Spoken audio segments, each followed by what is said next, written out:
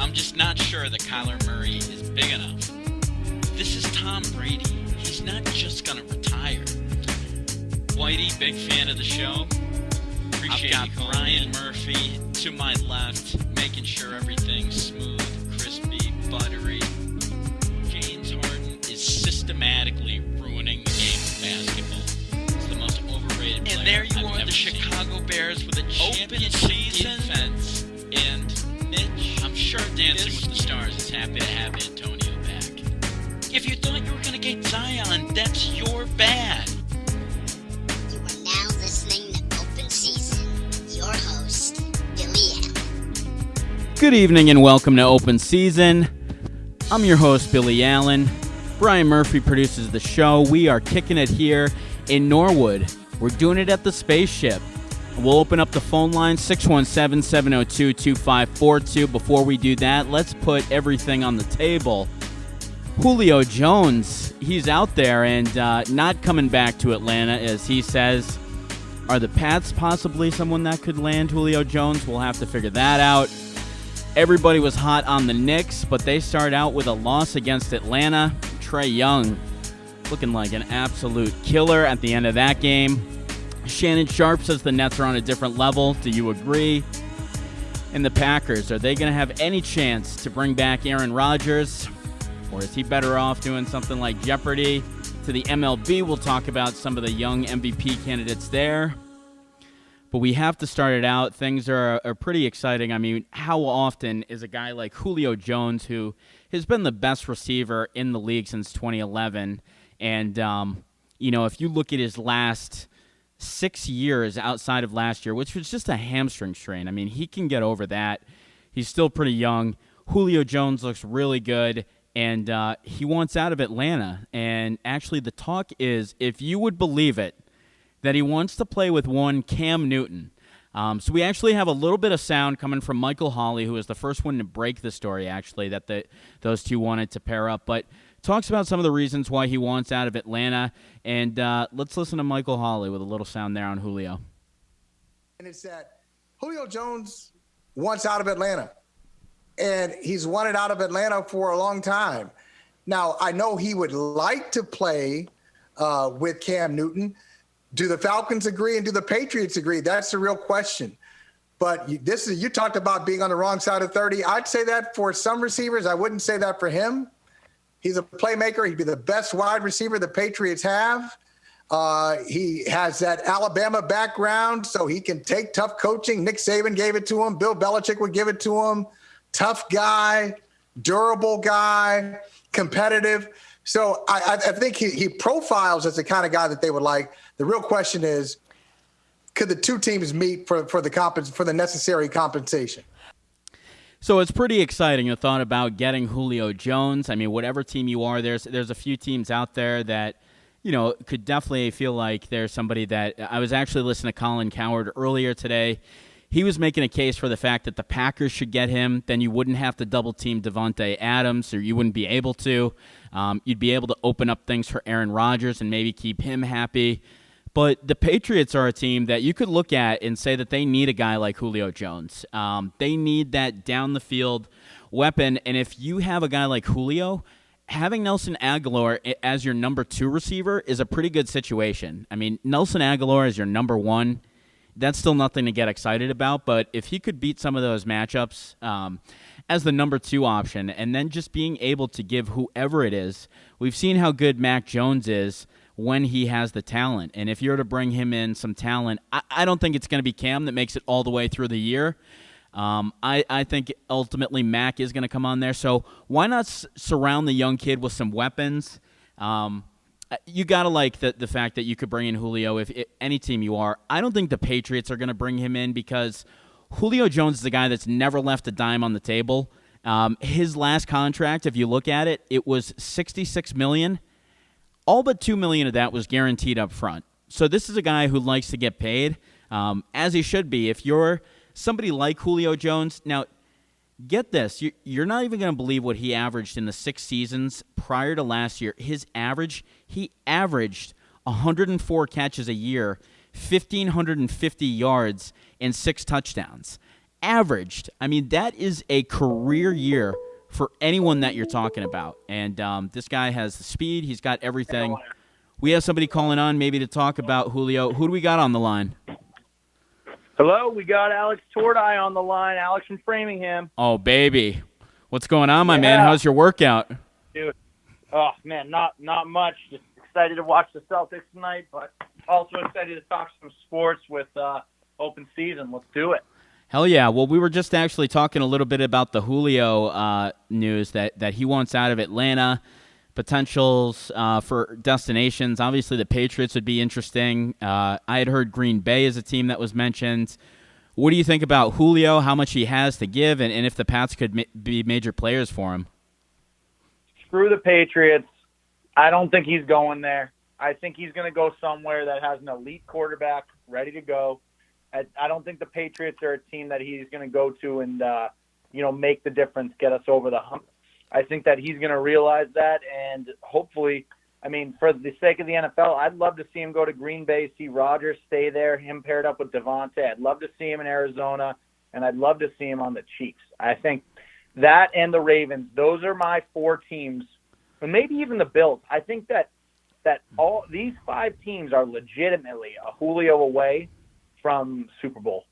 And I just, if I'm any of these teams, I look at my roster and I say, will Julio put us over the hump? And I think he does. I think he does with every single one of those teams. We're talking about potentially, a top 5 wide receiver of all time.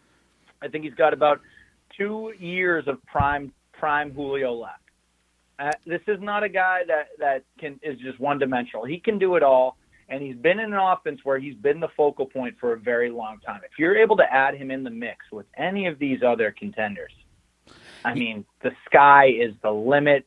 You're talking about opening the offense up entirely with all of these teams. Kansas City's already unbelievable, but imagine you add Julio to that mix with Tyreek Hill and the other weapons they have. Would the NFL have to step in at that point? That just seems unfair if they could get Julio. No, they wouldn't because the Chiefs just lost. Patty Mahomes is the golden boy. The NFL wants Patty Mahomes to win Super Bowls. They want there to be a legitimate GOAT conversation between Patrick Mahomes and Tom Brady. That's what the NFL needs, Rather than saying no one's going to ever beat Tom Brady, they need someone that's going to challenge that. They need that Kobe to MJ. They need that, LeBron to Kobe, whatever you want to call it, right?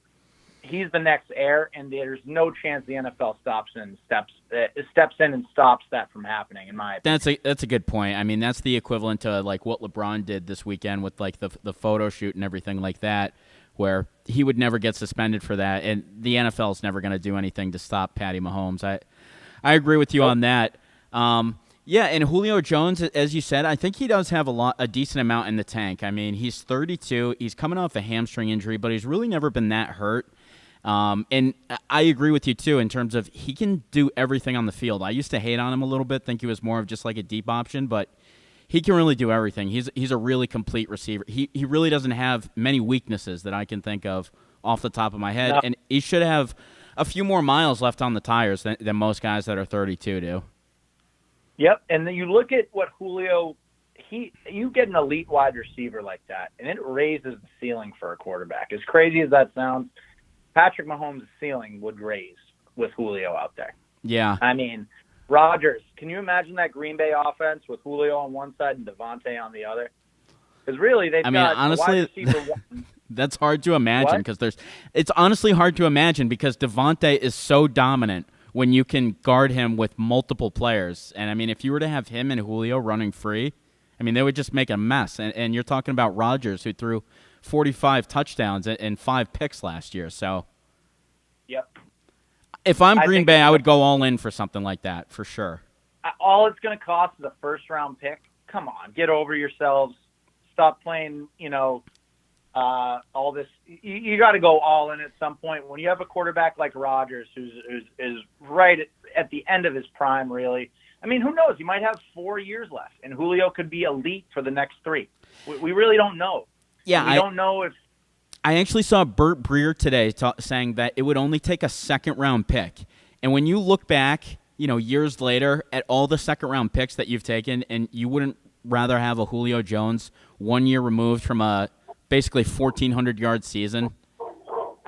I mean, you're never going to wish that you took some random second-round pick over adding Julio Jones to the top of one of these teams.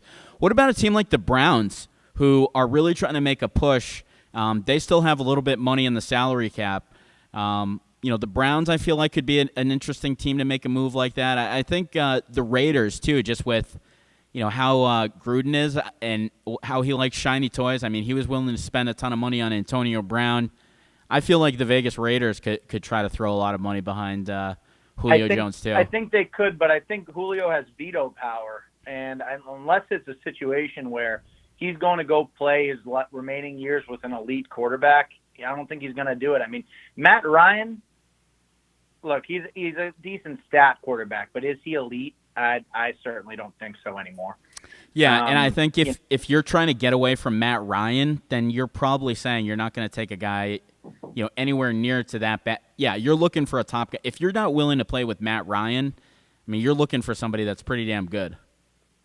Yeah. Because Matt Ryan's not no stud, but he's better than – I mean, he's easily a top 10 – I mean, he's a top 10 quarterback or like 10th best. And I'm not saying Matt Ryan's the problem in Atlanta. I think that their problems run much deeper. I mean, you look at that team and what they've built. They just drafted Kyle Pitts. They've got Calvin Ridley. Obviously, they want to facelift. They want to go younger. I don't think Ryan's going to be there much longer either. And Julio's out of there. As he said to Shannon Sharp, his time there was amazing. He was able to do things that were truly incredible. I mean, you listen to Larry Fitzgerald, he looks at Julio, and Larry says that that's the best he's ever seen do it. I mean, you put him with an A-Rod, you put him with a Mahomes. I think even a Josh Allen is another guy. Like, you put him with Josh Allen, you put him in that Cardinals offense with what they're building there.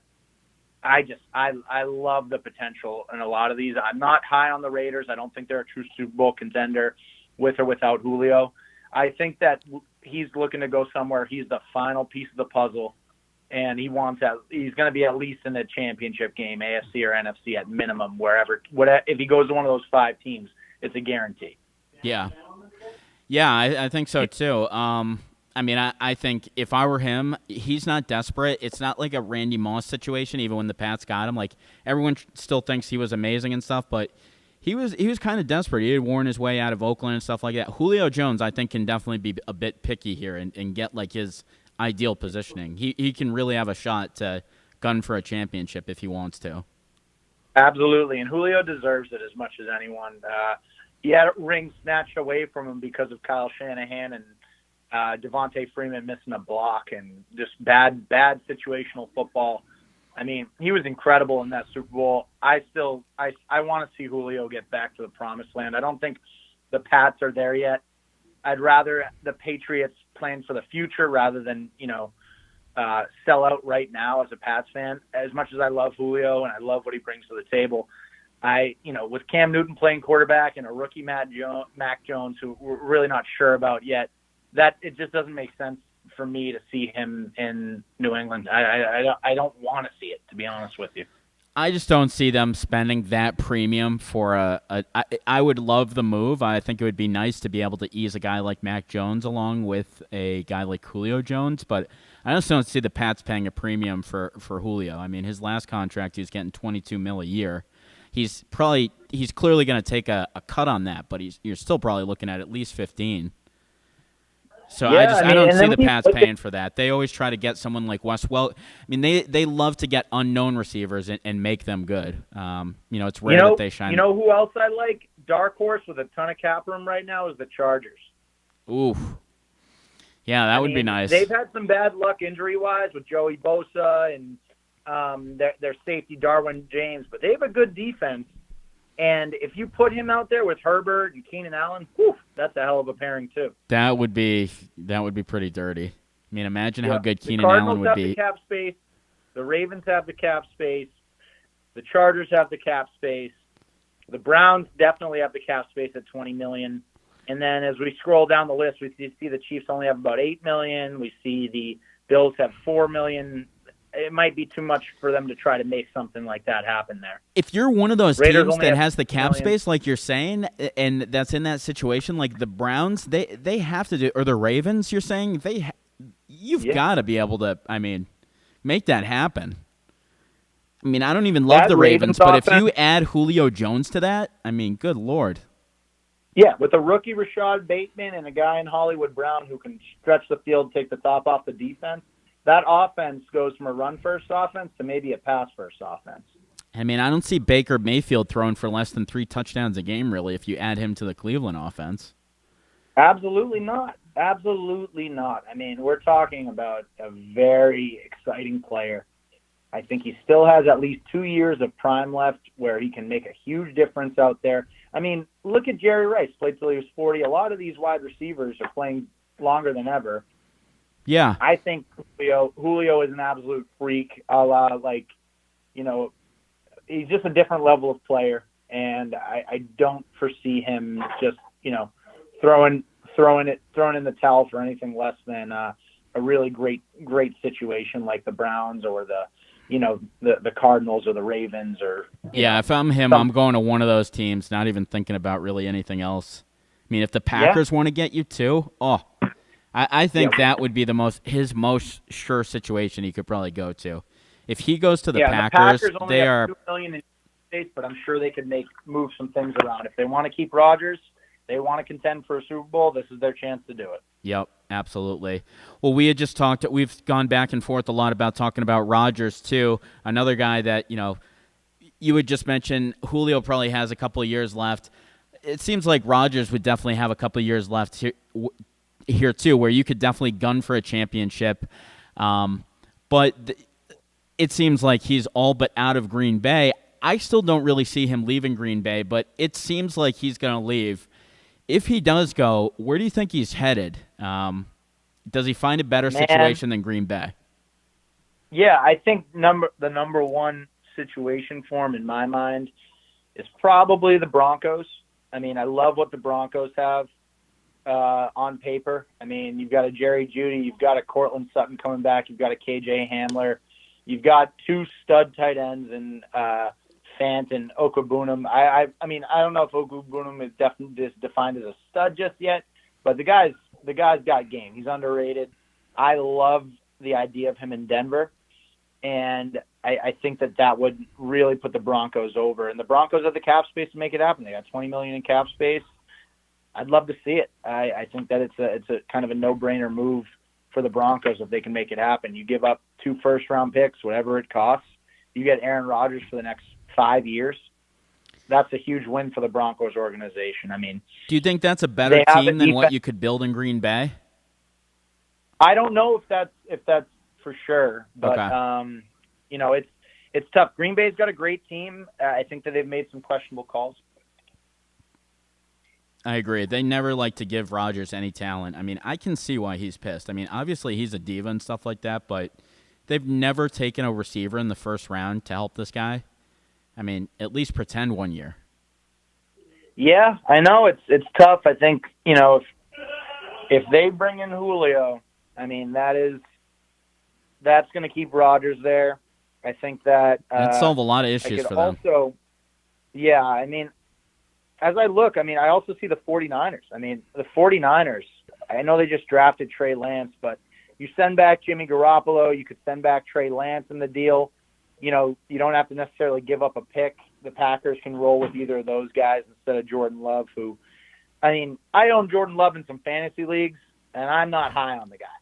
I bought him because I thought, Rodgers would be in this situation, and here we are, so it was a good play by me. But, you watch Love's tape, and I just don't see him as being a stud in the NFL. I don't think it's entirely possible for it to happen. Yeah. So that's pretty much it. The only other team that I could see Rodgers going to is the Patriots. If the Patriots were to get Rodgers and they were to bring in, a Julio Jones, that would be a dream scenario for the Pats. You give up, Mac Jones in that deal. You give up, maybe another high salary player, like get rid of a Gilmore. People will be rioting in the streets here if that happens. Yeah, They would never let the It- Pats get Rodgers and Julio. That would be so ridiculous if the Pats just decide to go all in on that for Belichick's have last to- couple of years. Oh, Bill has what, five years left max? just do it. Greatest coach of all time. Do Go it. all in on it. Do it. You're the greatest coach of all time. You want to prove you can win without Brady? You got to do it. Just Brady add Aaron proved he can Rodgers win and without Julio. Bill. Yeah, Brady proved he can win without Bill, but Brady had an elite team. Elite. There's no ifs, ands, or buts. Did Brady help raise the ceiling there? Absolutely. But he had an elite roster, elite wide receivers. I mean, there's really not much more you could have given Brady to be successful. And if you were to bring in Rodgers and Julio to the Patriots, I don't think you can give the Patriots anything more to be successful. There's no excuses for Bill at that point. It's Super Bowl or bust. Let's see if you can do this with another great quarterback. Let's see if you can make it happen, or if Tom was really the guy that made it all happen or not. You want to do it, Bill. Here's your chance. This is your chance. If you want to get that next ring, this is it. Go get Rodgers. Give up the draft capital. You suck at drafting in the early rounds anyway. Exactly. Just do it. Grow up. It's Just a go waste do it. anyway. Do it. Yeah. What are you gonna do? Draft another than N'Keal Harry? Grow up. Grow up. Oh God, why don't teams do that? I mean, it seems like a joke basically to us, but why don't teams just when it is all going to end? At least the Lakers at the end with Kobe and Shaq. At least they bring in Karl Malone, Gary Payton. Go for it. You don't see a lot of these teams do that at the end of their windows. Yeah, and the Patriots brought back everyone on defense. They did. I mean, Dante Hightower's back. They made a bunch of amazing signings. They've got the cap room. Just go get Rodgers. Offer Mac Jones. Offer, a first-round pick or two, and just call it a day. Get Rodgers. Give up a couple seconds for Julio. Maybe a future first even. Do whatever you have to do. This is your chance. The NFL is giving you the chance to contend for another championship right away. Your team's ready to go. Go do it, Bill. You know what you have to do. Oh, that would be a Patriots fan's absolute dream right there. Yeah. Well, hey man, did you want to chat about anything else? Should we let you go? Didn't know if you had anything else on your mind. Hey, if no one else is on the line right now, I'll keep chatting with you. All right, let's burn it up. All right. You want to go to NBA? Yeah, we can go to NBA. What do you want to talk about? I mean, I just want to talk about these playoffs a little bit. I think it's interesting that the Knicks get off to a loss pretty quick. I feel like a lot of people, for once, were coming on to the Knicks, but I don't know. Who do you think is a better team there, the Knicks or the Hawks? Who would you rather be the coach of? I would rather be the coach of the Knicks right now. I would rather be the coach of the Knicks. I love Trae Young. I love what he does. I love what they're building in Atlanta. The Knicks, I mean, hey, look, as much as we make fun of the Knicks and everything they've been through, if you're the coach that can turn the Knicks around like Thibodeau has, I mean, dude, he is the savior to that city right now. Julius Randle, obviously, right there with him. Those two. I mean, I think Thibodeau deserves Coach of the Year for sure. In my opinion, I think Julius Randle deserves Most Improved. I think he already got it, if I'm not mistaken. They just announced it. I'm pretty sure, right? I'm pretty sure he did get it. Yes. So I'm absolutely, pro Knicks right now, and I love what they're building. I love R.J. Barrett. I love a lot of the players that they've acquired, and I think, knowing the destination that the Knicks are, with some winning going on, I think that they'll be able to attract some real high-end talent in free agency. Yeah, I agree. What do you think about their prospects on this first-round series, though? I mean, obviously they're down the first game, and that doesn't mean everything. But do you think this is going to be like a back and forth? Is this going to be one of the worst series or one of the best series that we're going to see in the first round? I can't decide.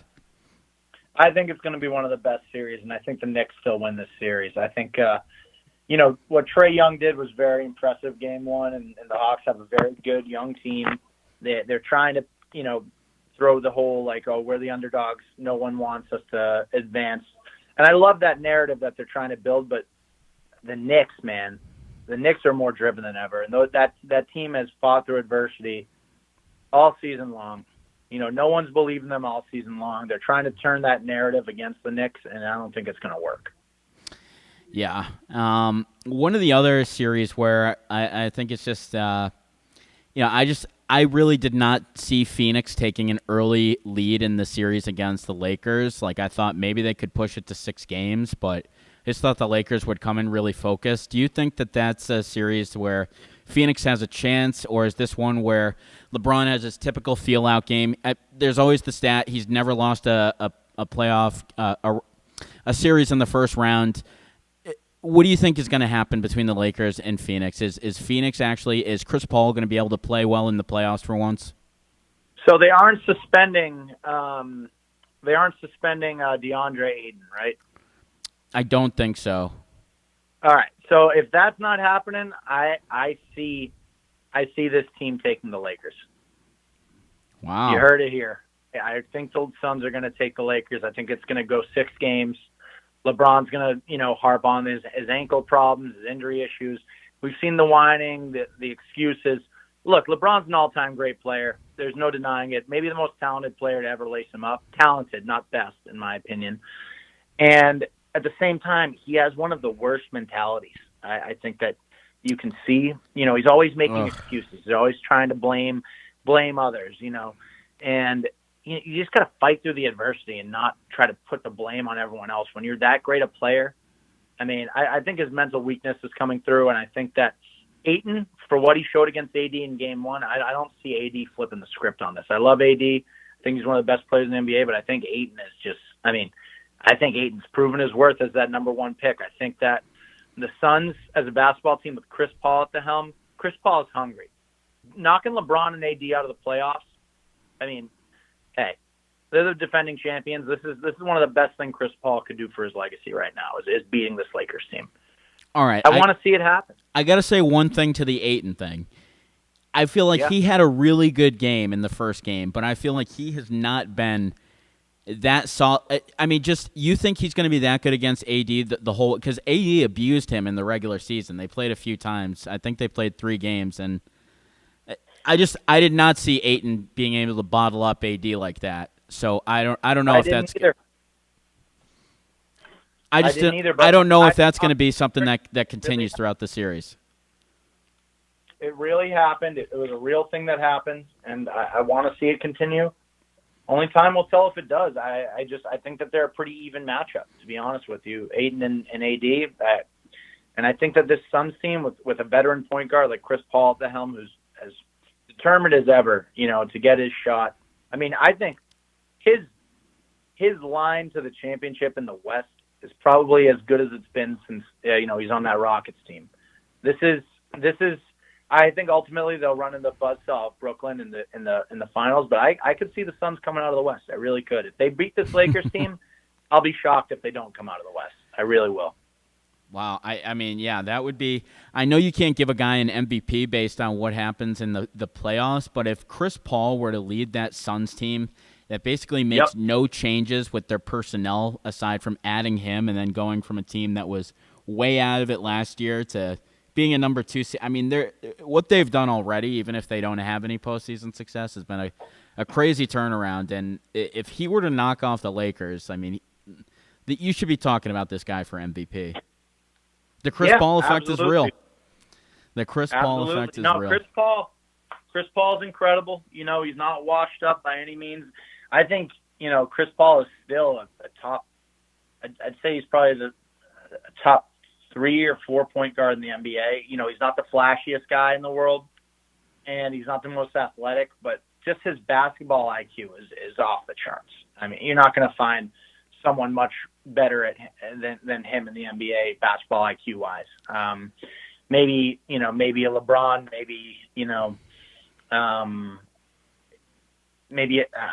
I really can't even think of anyone outside of LeBron that you could say has a better basketball IQ than Chris Paul. I just think it's crazy. The last note on Chris Paul is that, I thought he's had an amazing career. Obviously, he's already over 2,000 steals. He's top 5 in assists already.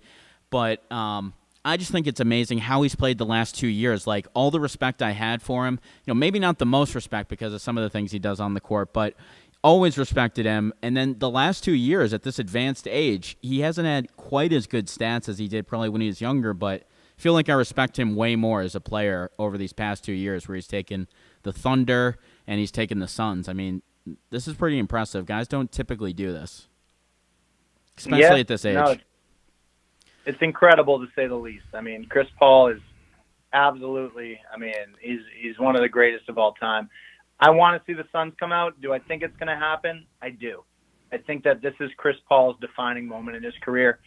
And he's going to come up short. I think he's going to make the finals this year, and I think he's going to come up short against the Nets, which is it's just going to be too much for anyone to overcome outside of any injuries happening. Wow, so it did just go official that Julius Randle won. He got 98 of 100 first-place votes for incredible player, incredible year. Yeah. I certainly wish the Celtics drafted him instead of Marcus Smart, but did Julius Randle go the pick before or after Smart?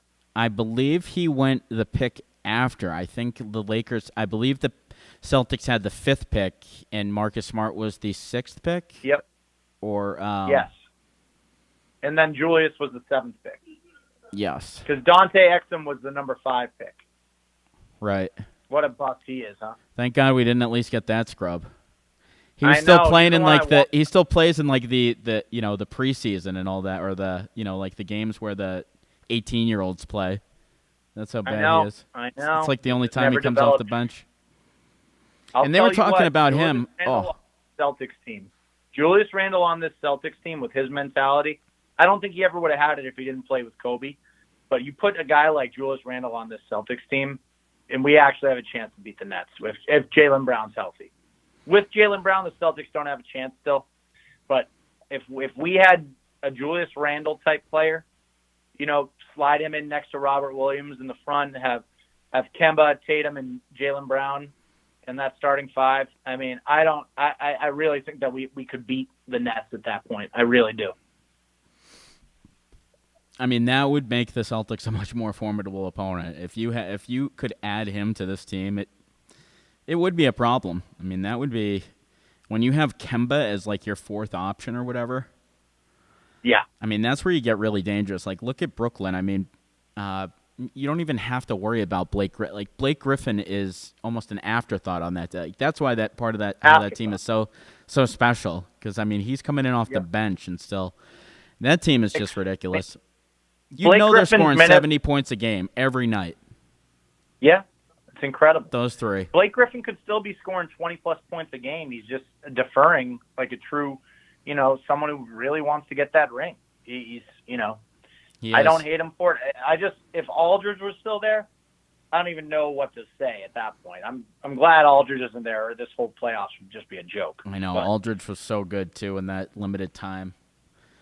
So good. So good. It's a shame, but at the same time, it's probably better for the actual competitive nature of the NBA this year. Well, hey, it's definitely better that you decided to call in tonight. Definitely helped out. We appreciate you calling in, man, and go Seas tonight. Open season forever. Go Seas. All right, baby. See you later. See ya. Yeah, so covered a lot of ground with Alex there, and definitely gets to a point where he was talking about how the Nets and how they are going to just run over things, and everyone is so impressed with these guys. The Celtics just look like complete clowns, really, in contrast, because you look at this. This is the team. Is this the team that the Celtics fleeced years ago in the trade for the big 2, an old, aging Garnett and Pierce, and you bring in the 2 young studs of Jason Tatum and Jaylen Brown, and are they a championship team? No, but yet the team you fleeced and were able to take those 2 guys is actually the championship team. So, and then this is just year after year that Danny Ainge is not making a move for a guy that ultimately makes it to the dance. I mean, nobody is going to knock off the Nets on the East. And so you're talking about they were able to add Harden this year, a team that a guy that the Celtics could have had.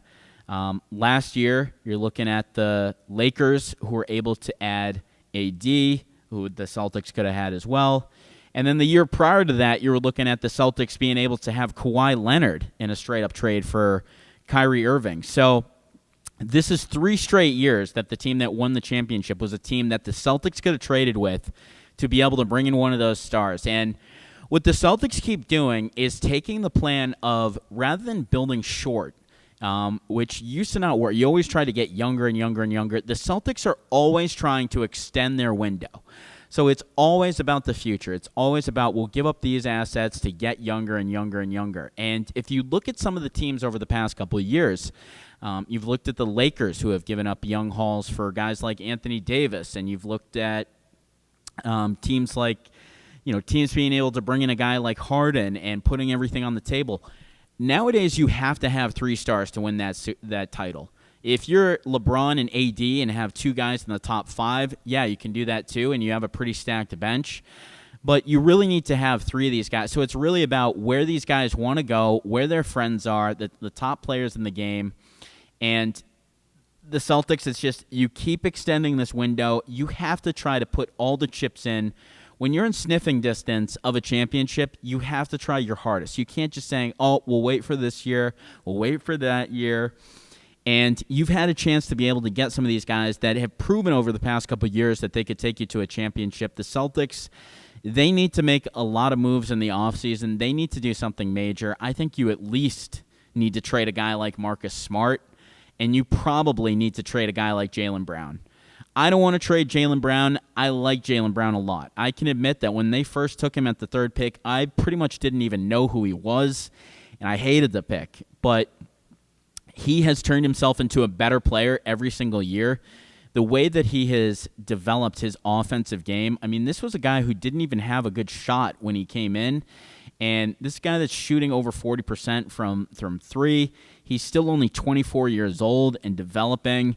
So you just really like what you have in a guy like Jaylen Brown, but you also just wonder if these 2 young stars are going to be able to lead a team like the Celtics to the championship. And do they, for once, need to stop worrying about the future and just put the chips in, make the move, bring in a veteran, bring in that guy who's like Jimmy Butler, who is going to get on people, who is going to make a guy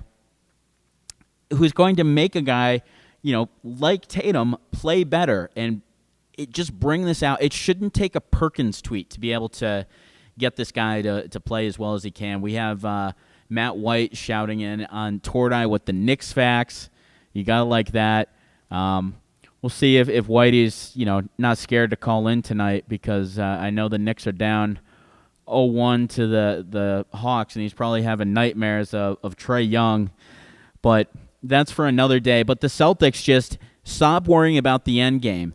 Trade some of these guys in and make a move to win now. You never know when the window's going to close. The Celtics probably have already missed their window, but obviously you just have to shoot for it. So if you have a chance to bring in a guy, for a Marcus Smart, for a Jaylen Brown, you probably have to bring in someone who's a little bit younger, a little bit older, a little bit more experienced, who has some of that championship medal.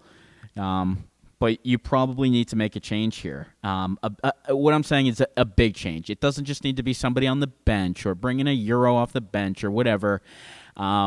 Something small like the Celtics always like to do, to bring in Evan Fournier for 2 second-round picks. No, that's not going to be enough this time, Danny. So the Celtics, who are just flat out getting embarrassed, this series, I feel like the Celtics at the end of that game, they were ahead for 2 quarters, almost ahead for the whole first half. And they probably won't even be that close the rest of the series. I mean, they're absolutely going to be.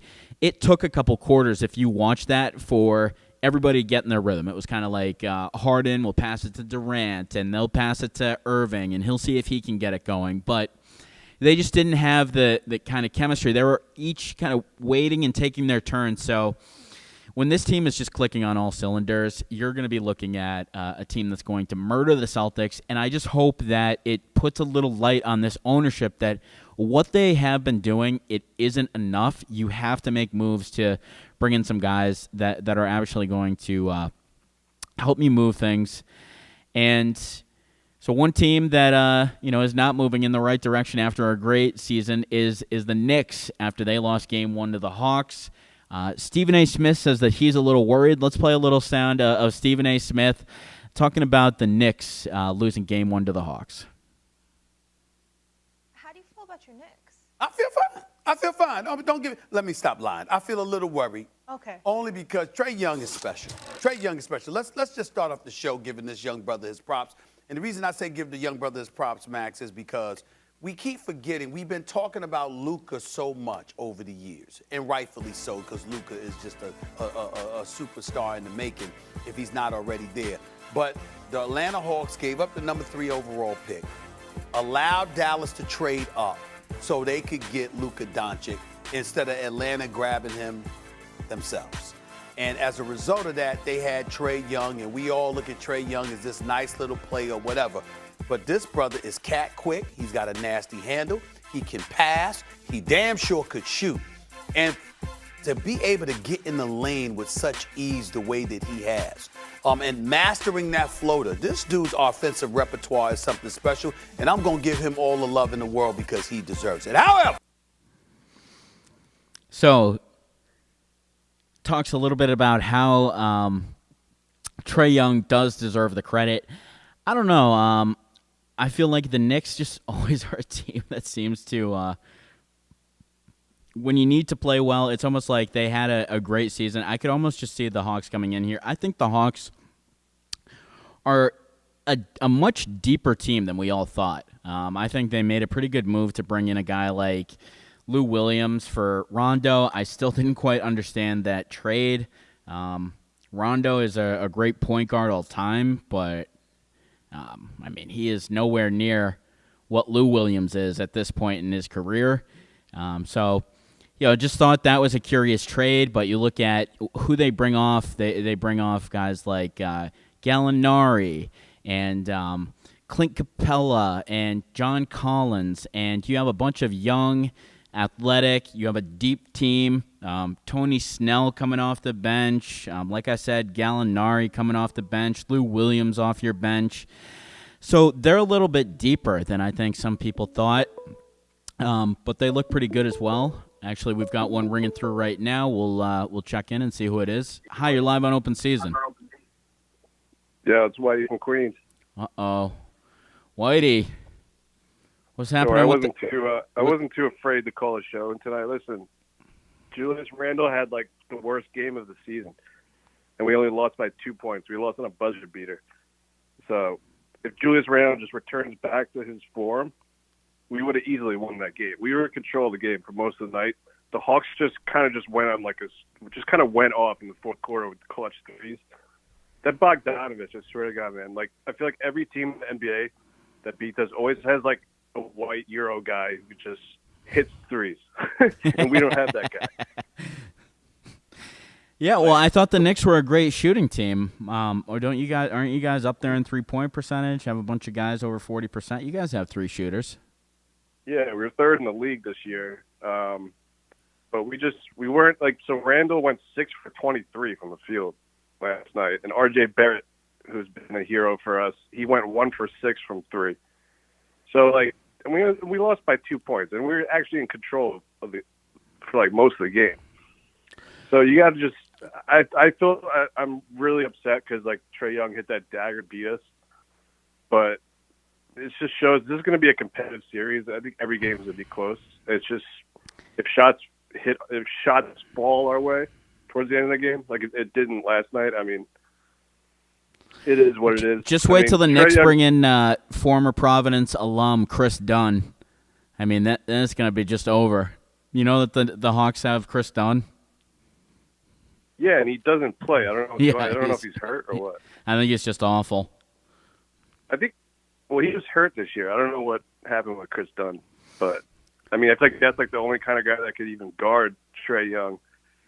Trae Young just scares the hell out of me because like Elfrid Payton's our starting point guard, and he's just god awful. He's got to be the worst starting point guard in the NBA, and like the only reason Tibbs plays them is because like it's for like defensive reasons because he's like really big, so he can match up with a lot of positions.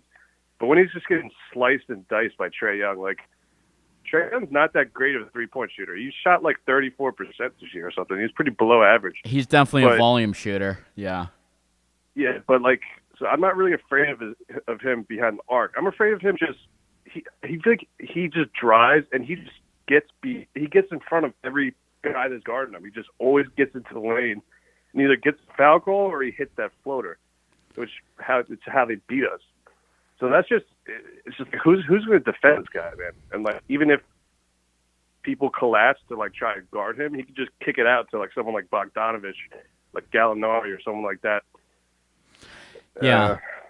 No, what I hate about Trae Young too, I mean, I guess I like, but just when he's running forward and kind of is floating and then kind of like jerks back and gets the foul, like when he's in the air, kind of like goes backwards or whatever, always gets that call. Yeah, it drives me crazy. It's kind of like the Harden effect. He can get by people and he get into the lane, and then he just always gets that foul call. It's just really frustrating to watch. Especially his hair really drives me crazy too. Like, guy looks like a crackhead. He's killing us. Yeah, needs a better lineup. The Nets are destroying the Celtics right now, 52-30 right now, not even halfway through the second. That's a team that... So, I mean, even if the Knicks get past the Hawks, do you see anyone being able to slow down Brooklyn? No, it's not even going to be competitive. I mean, yeah. They're blowing out the Celtics. I mean, come on. Yeah, it's just ridiculous, man. This is what the NBA has become. Just these superstars just bandwagon hop on teams with each other, and it's just frustrating. This is how the NBA has been the last 15 years. Yeah, it is pretty unfortunate that who's going to make the championship these days, like before the season even starts. Like you knew once that team was assembled. Last year, I feel like was the only year we didn't know who was going to make the finals. And now, like this year, we know again, because of the freaking star team hopping with Harden and KD and Kyrie. It's just, like you were saying earlier in the show, like you have to have three superstars to win because there's always going to be one team that does it. So that the only team that could beat that team is the team that does the same thing. Exactly. I mean, just at some point, even if you don't have the chemistry, if you have three of the top 10 best players in the world, they're going to figure it out. Like, I used to think there was something to even having chemistry with these guys. If you have three top 10 players in the league, like that team is winning a championship. You don't even have to have a good bench these days. When you put together three top 10 players, I mean, you can't match with that. You have five guys on the court. You can play three of the best players for 42 minutes a night in the playoffs. Yeah, the rest of these guys all season like the Nets do. Yeah, and all you need is because now the Nets have Joe Harris, who lit it up in the first quarter tonight. Yeah, I know. He's when you have these going crazy right now. They could you just have that token guy that can hit shots, and he'll always be open because there's always the three stars are always going to be getting double teamed from play to play. So there's always going to be a guy open. So all you need is one or two good shooters, Yep. And some big guy who can get rebounds. Yeah.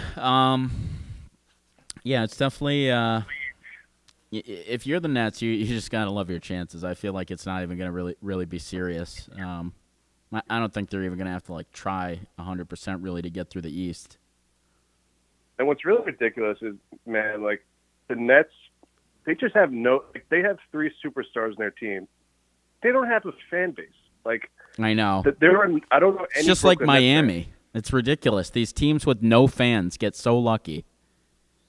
Yeah, if KD and Kyrie had the balls to come to the Knicks, it would be a completely different story. It would be completely different. I mean, you would have reviving a dead franchise, which Tibbs was able to do. So, if they were on the Knicks, this would be the biggest news in sports in any sport. Why wouldn't they want that? Isn't there enough pressure in Brooklyn? Just go to the Knicks. They're the team you guys rooted for. You weren't Nets fans. It's just I don't get the move to go to the Nets at all. Go to the Knicks. The problem is that you'll be gods if you win. Yeah, KD and Kyrie, they went to the Nets back when the Knicks were still the Knicks, and then this year the Knicks turned it around. So I feel like we're going to have a shot at signing some big names going forward. But they missed their window by 1 year. If we hired Tibbs and we got, KD, Kyrie, completely different story. It would be box office. Like our playoff, the game 1 and game 2 to the Garden sold out within like 5 minutes, and the Nets couldn't even sell out. You had Harden on commercials advertising for seats for 50% off. I mean, it's sad, really. Like they're having to pay people to go to the game, whereas starting tickets, like the cheapest ticket to get into the Garden is $900. It just goes to show you the differences between the two franchises. Yeah. Yeah, I mean, it is sad when these teams who have no legit fans, like the Nets, who is a legit Nets fan? Who's a legit Miami Heat fan? And they just get some of like the greatest threes ever formed. Yeah. Well, I think the Heat have some fans. They've been around for a while. They had a lot of success in the 90s. They had success with D Wade. I feel like D Wade kind of like built that fan base himself. Like they're pretty relevant in the 90s, but once D Wade came in, really, and like they won a title with Shaq, I feel like the Heat were back. The problem with Miami is their games start like pretty early, like 7:00 at night. The Miami culture is people don't like eat dinner till it's like 10:00 at night. They kind of have like a European culture, so like the stadium is like empty until like the third quarter. That's what I'm saying. It's just you're not. I mean, here or New York, when a game is on, you're there. You're like you don't even have to.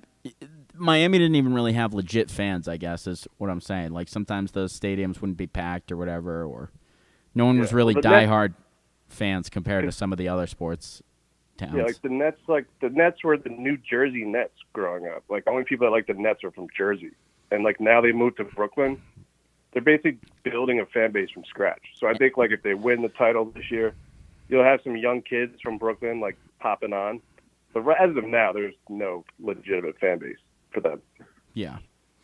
No, I agree. And back in the day, if you were even in New Jersey, you just lied and said you were a Knicks fan. You didn't actually admit that you were a Nets fan. Yeah.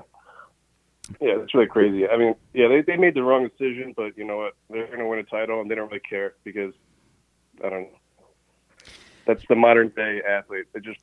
They'll hop on bandwagon teams to get their ring count, but they don't really care about the big picture, Yeah. So one of the interesting series tonight, I mean, I thought the Clippers would get up an early lead on them, but Mavericks are up in the series 1-0. Luka had a big game 1. Any chance the Mavericks win this series, or do you think it's going to be the Clippers coming back? I mean, what happens if the Clippers lose this series? What do you think about that series? Yeah, well, it's funny because we're talking about the Nets being like the sister of the Knicks, where it's pretty much the same thing with the Clippers and like the Lakers, you know what I mean? Yeah. But weirdly enough, the Clippers have a lot of pressure on them this year. Because, I mean, they had a similar thing, like Paul George goes to Kawhi. Then they bring in Rondo, who's like, playoff Rondo, I guess, whatever. But they have a lot of pressure on them. I think the Mavs don't have a lot of pressure, so they may be more loosened up. The Clippers may be playing a little more tight. But I think in the end, I mean, the Mavericks only really have one great player, and the Clippers have two. So I just think they eventually will win. Luka he'll get his numbers, but I just think he doesn't have enough to work with. You can't trust Porzingis. Yeah. Yeah, I mean, I want the Clippers to lose, but I do agree that I think they just have the better team, the deeper team. Paul George is having a really good year. Maybe he'll play good in the playoffs this year.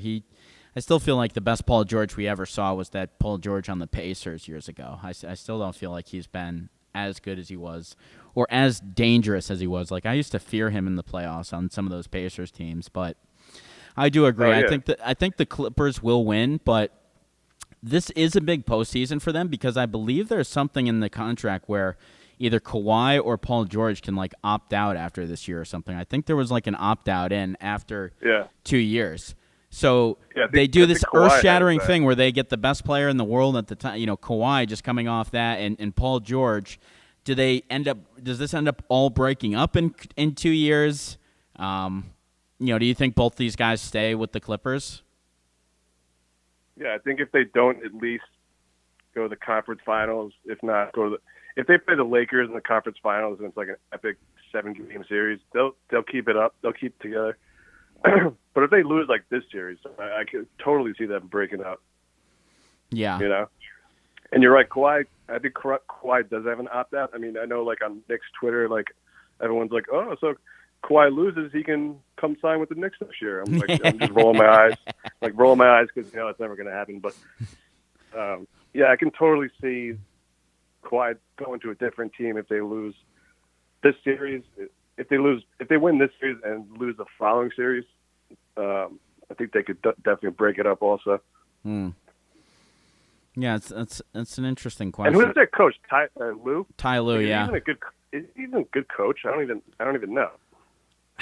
I don't know why people are enamored with him. I feel like he's always kind of been a puppet, but I mean, does he get credit for the Cavs title? I don't know. Yeah, like that was totally LeBron coaching. Like remember when I called in last week? Like Chris Paul is like doing half the coaching. Like you have these players like you don't. He went like co-winner of the Coach of the Year for Chris Paul. Yeah, and like same thing with the Nets. You got Nash, who's like his first year coaching, and you can tell the players have all the authority in that one. Oh yeah, I'm sure he doesn't say anything. Yeah, like they called it when they first hired him. Then they call it like Kyrie's like, oh, he's not a coach. Like this is a collaborative effort. Yeah, he's like I could be a coach too, or like KD could be. Like he blatantly says that it's a collaborative effort. Like you don't have an actual coach who's coaching his team. Like with what the Knicks got, with what the Hawks have. Hawks have really good coach. Like Nate McMillan. That team just really turned around once that guy came into charge. Yeah. Well, hey, maybe we can jump to baseball for a little bit. There's been so many young guys having breakout years. I mean, Vladimir Guerrero Jr. is definitely having a breakout year. Yeah, he just hit a 2-run bomb off Kluber like 20 minutes ago. It's ridiculous. He has like 16 home runs this year. And he's batting over 300. Yeah, absurd. Yeah, he has 30 walks and 29 strikeouts with all those home runs too. His homers, he's up there for the league lead. On base percentage, he's only behind Mike Trout. Slugging is only behind Jesse Winkler. And he's kind of a guy that his first couple of years, he didn't have a ton of power. It's almost like some people are comparing him to Ken Griffey a little bit, just in terms of like how it took him a little while to open up the power. But there's so many young guys having great seasons this year. Who is your favorite young guy that's breaking out right now? I mean, you have so many of them. You have Shohei Ohtani for MVP. Who's your favorite young breakout guy? Tough to say. I mean, I watch because I'm a Yankees fan and we play the Jays a ton. I'm petrified of Vladimir Guerrero Jr. Dude, every time he comes onto the plate, I'm literally pissing my pants. The guy just hit a bomb off Kluber, who's coming off not a perfect game, a no-hitter where he basically was one walk away from throwing a perfect game. And then Guerrero just crushes him. I'm like, ugh. And, he's clearly better than his dad. So, yeah, he's only 22 and he's so dominant. Yeah, he has a chance to be he's on the Blue Jays, so I don't see this happening. He could be the face of the sport if he was on the Yankees or Red Sox or Dodgers or something like that. But yeah, it's really interesting. A lot of the players are just not hitting this year. If you look at Francisco Lindor, he's batting 180, and he was supposed to be the next king of the Mets. Gary Sanchez is batting 180. He sucks again. Whoa! Yeah, Gary Sanchez batting 180. That's no news. He's been that might be a high for him over the past couple of years. Yeah, and I'm saying you've got Ronald Acuna Jr., Vlad Guerrero Jr. Tatis. You've got Tatis, who just hit a grand slam and a home run the other night. Shohei Ohtani. You've got guys like Devers. So I just feel Ohtani is just ridiculous because they showed I saw a home run he hit the other day where the ball was way out of the zone. It was really high. It was really inside. And he just crushes it. I'm like, how do you pitch to a guy like this? I know. Shohei Ohtani is just so impressive. I mean, he's not even that it's a shame, big. It's such a shame. The Angels have two of the most amazing baseball players of all time on their team with Trout and him, and they still suck. It's just it's a shame that these players are And they wasted away Albert Pujols. It's like how many Hall of Famers are they going to just waste?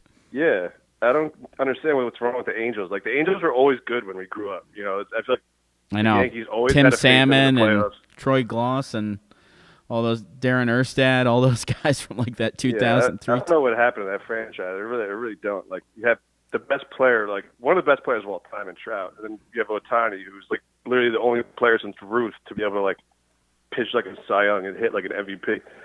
So one of the other They still topics that I wanted to talk to while I have you on, I mean, we're pretty much at the 8:30 mark, but I do want to talk about this because some people were criticizing Ben Roethlisberger, saying he can't still play at a high level. Cam Hayward came out and was taking his back. What do you think about Roethlisberger and how much he has left in the tank? Like, do you think he can be a starting, like is he a guy that you're excited to have at quarterback at this point in his career? Like, how do you feel on Ben Roethlisberger? Because there's been a lot of people saying both sides of the fence this week. Yeah, like the problem with Roethlisberger is at the beginning of last year, he really showed like he was completely back to his old self. But as the season went on and like the run game just really became atrocious, and he had to throw the ball 60 times a game. And like it kind of exposed him because they were running the same kind of routes like over and over again. They were throwing these short passes because they couldn't run the ball, so they would like play design these like really short passes that kind of were like effectively like runs, right? And like the defense has just completely figured it out and tried to expose them. But like this year, we drafted that guy, the running back out of Alabama. We drafted 2 O-linemen. I think if we get back to run the ball, with Roethlisberger only has to throw like 20 times a game, 30 times a game, I think he'll be fine. I mean, you look at these quarterbacks, Josh Allen, and I'm just completely envious because Roethlisberger cannot move. We basically have a statue back there.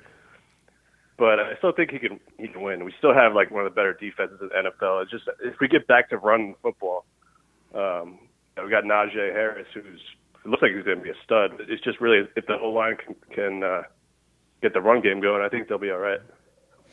Yeah. I mean, I don't know. I think he obviously took a big pay cut to stay there. He obviously wants to stay there. I think this will be his last year. But, if I'm them, I probably let him stay in there and probably try to improve the team around him rather than just bring in a rookie trying to hand it out. Like, after losing Tom Brady and stuff, you see how tough it is to be able to fill that void. And it's like if you can get one more year where you don't have to worry about the quarterback, Ben Roethlisberger, obviously his skills around him are diminishing, but he knows the offense. He's a good leader of that locker room and stuff like that. You can still plug him in there, put enough tape around him, and put some decent parts out there to. He's going to be a better quarterback this season than somebody like Mac Jones would be, I'm sure. Yeah, like I said, it all depends on the run game. They also drafted this tight end out of Penn State who looks like a real stud. So he has another weapon with Claypool. Like a lot of also a problem he had last year, his receivers were dropping a lot of balls. So I feel like these are young receivers. Deontay Johnson is in like his Deontay Johnson year. Loves to drop it. Yeah, he dropped like Ebron had a ton of drops. I mean, he's not really young, so I kind of worry about that. But that's why we drafted that tight end from Penn State. But you got to think that Deontay Johnson is going to improve his drops going into his third year.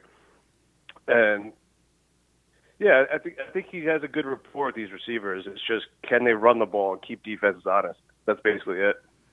Yeah, and they just signed Najee Harris, right? So maybe you guys will.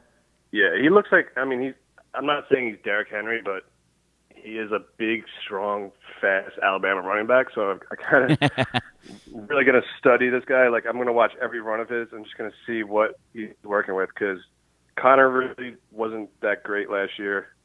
We just didn't really have any running game whatsoever. So it really exposed Roethlisberger because he had to throw it so many times. So I don't think that's going to be a problem this year because it looks like they really did a lot to address that. They drafted 2 offensive linemen high up. Drafting a stud running back. So we'll see. I mean, it's going to be a tough division. So yeah, they've definitely addressed some of their weaknesses. They should be able to run it a little bit better this year. Well, hey, Whitey, we appreciate you running it a little bit with us tonight, and we'll talk to you next week. So for Everybody, we'll catch you next week, same time, same place. Appreciate you tuning in, and see you then.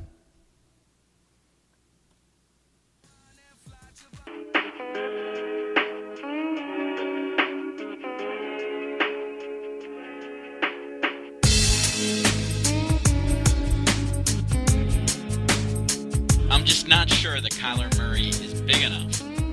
This is Tom Brady. He's not just going to retire. Whitey, big fan of the show. Appreciate you, Bryan Murphy to my left, making sure everything's smooth.